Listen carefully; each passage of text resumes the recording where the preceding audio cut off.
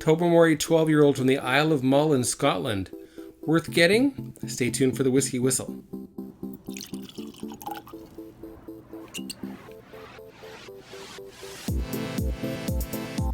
Greetings, my whiskey people. Mark here from Whisky Whistle on YouTube, sharing a little whiskey awesomeness from Winnipeg, the center of North America, bringing you Tobermory 12-year-old from the Isle of Mull in Scotland. This is a Scotch single malt whiskey, and we'll get that poured. If you haven't opened bottles for a while, make sure you invert them for a while just to get that cork moistened, and turn them. Don't pull. There we go. Okay, let's get that poured.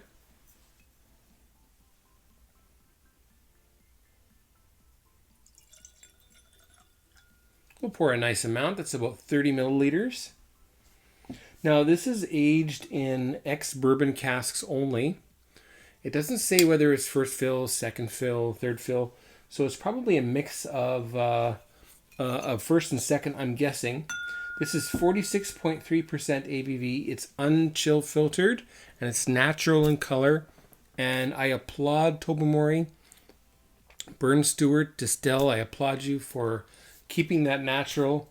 Apparently, that's one of the previous, the former distillery managers, or maybe the master distiller, who insisted on that. So fantastic. And I really think that the focus on presenting the whiskey natural and at higher strength has really done wonders for the performance of Tobermory Distillery and its peated malt Lecheg, and also Deanston. It's either Lecheg or it's Lecheg. I can never remember which, and I think they're both right. Deanston and also Bunnahabhain on the Isle of Islay. These are all higher strength, natural color, unchill filtered, and their sales performance really shows what happens when you give consumers what they want, right? Okay, the color, first of all, we have pretty much 24 karat gold. Maybe it's 18, it could be 24, somewhere in there. I think that's 24 karat gold. And so that's telling me that's probably first and second fill. And if there's any third fill in there, it's because the cask was still very active, and that's why they used it. But that would be my guess. And to me, this appears darker than Glenmorangie 10, which I know for a fact to be first and second fill. There may be some color added to balance that one. Meanwhile, this is natural. So that's my guess, first and second fill, with a good proportion of first fill. Okay, the legs. And a big shout out to Mike Brisbois. I think he's in Ottawa. I can't recall exactly where he's at. But hey, Mike, thanks again for the wonderful samples that you sent. I will be reviewing those at some point. So we had the Bunnahabhain facial, the Isle of Islay festival, virtual festival kind of thing that happened in Canada. Which was amazing, and everybody loved it. And the Winnipeg Whiskey Club, I think about 15 of us joined in, which was amazing. Okay, we were talking about legs. Let's check those out now. Fairly brisk first legs. The secondary legs are slower, but look how thick the legs are. That tells me a lot. And I already know how this tastes and the mouthfeel, and it's got everything. All right, the nose.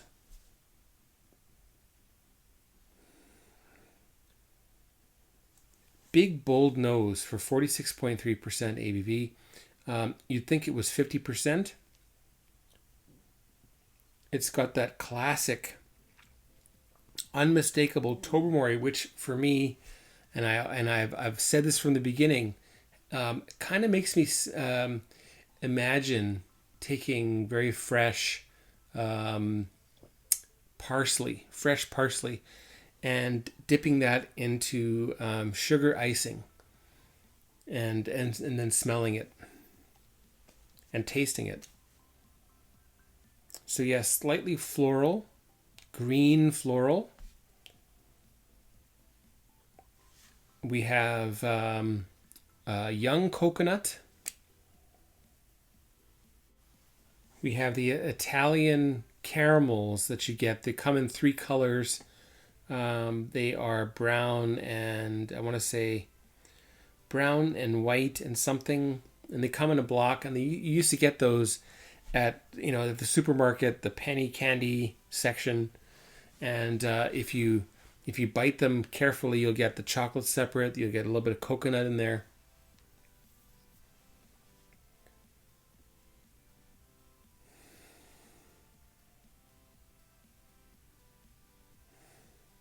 Some kind of single origin cocoa.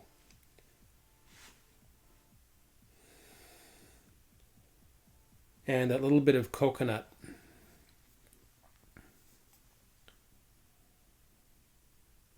Sweet, some citrus as well. Some homemade plain muffins with no fruit, no blueberries in there, no chocolate, just straight plain muffin. All right, into the palate. Cheers.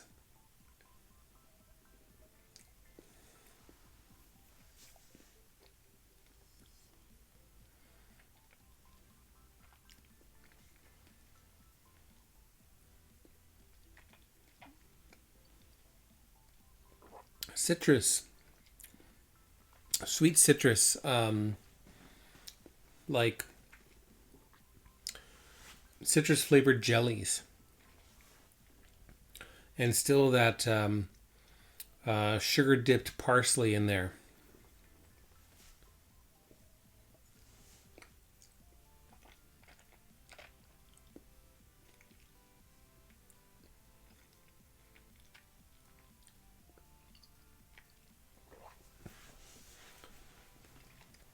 I think I've mentioned it before, but way back when, the yogurt maker Yoplait, they used to have these yogurts that came with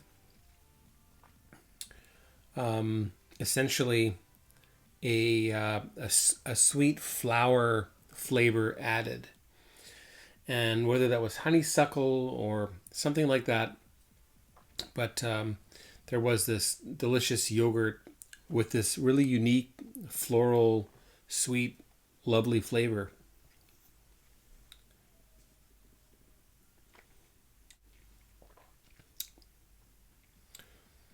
Dried apple, like apple chips. The spices building on the palate.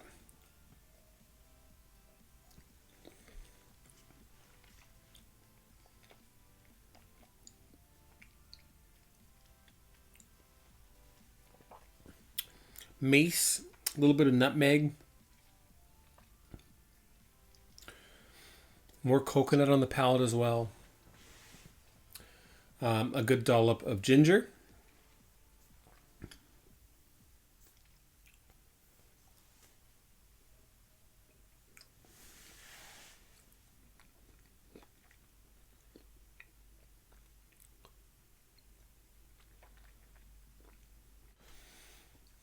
White pepper, but a little bit more savory than that. Okay, time to add some water. 1, 2, 3, 4, 5, 6, 7, 8. I think that was 9. Now what we should see with adding water here, we should see some mull mist developing.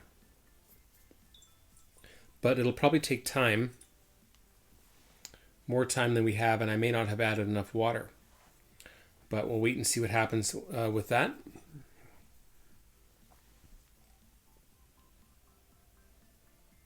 When you add water, you get more waxy, leathery notes coming through here. And I don't know what they've dumped as far as the batch. I mean, was it all 12 years old? Were there some older barrels put in there?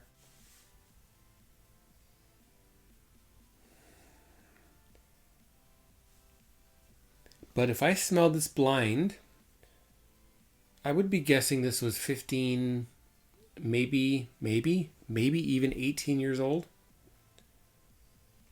Just from that, for me anyway, that really enjoyable leather-esque note that you get on some whiskeys.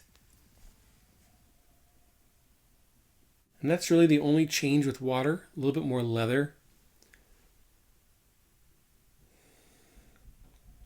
A little bit less savory, like the parsley I mentioned is diminished here. I guess parsley would be kind of slightly floral, slightly savory. Anyway, onto the palate with water. Cheers again. I get some fresh lychee flavor. Lychee, I think it's lychee in Chinese, which is slightly musky.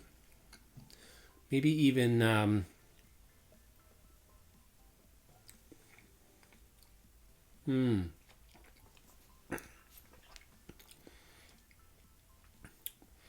even a very ripe honeydew melon.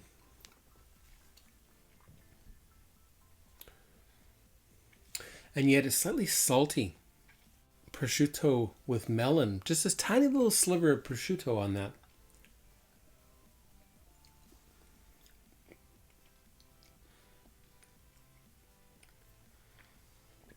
The pepper is gone.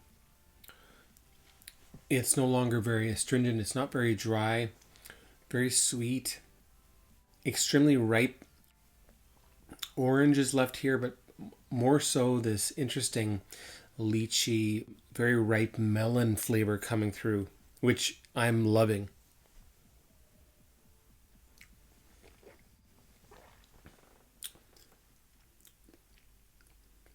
To me, this is killer with water added. Now, if you're into sherry, I mean, there's no sherry here. That's not for you. Look for a different Tobermory. If you're into ex-bourbon, if you're into Glenmorangie and Glencadam and Deanston and all the distilleries that focus on ex-bourbon, Old Pulteney, a lot of Ball Blair, you'll probably enjoy this. And what I like about Tobermory is the prices are a little bit less than, say, your less than Macallan. We'll leave it at that. I want to set that down for a minute. I want to do something really fun because one thing that I've always loved about Tobermory is this interesting cork stopper that they use. So here's what I'm going to do. I am going to dip my finger into my liquid. Yeah, they're clean. And I'm going to rub that on here. Maybe a little bit more with a different finger. A little bit more. And then I'm going to use a bit of marker. And I'm going to color everything there.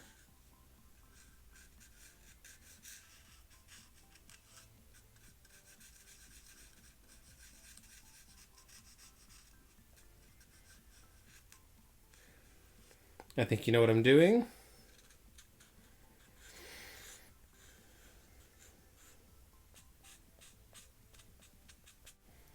All right, and then I am going to stamp myself. There we go. Now I've got an Isle of Mull stamp, courtesy of this Tobermory 12. Hey, cool, I like that. Okay, final sip.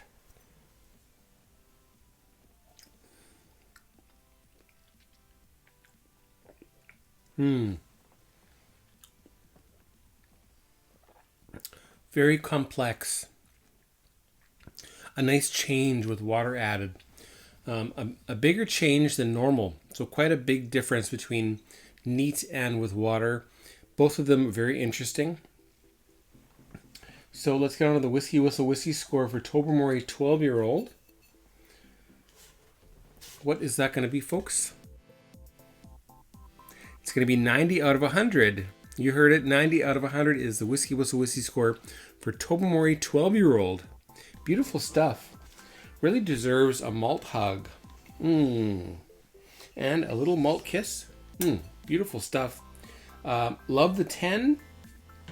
That was my Whisky Whistle Whiskey of the Year back in, I think it was it 2015 or was it 2016? Anyway, I'm thinking probably in the ballpark for score.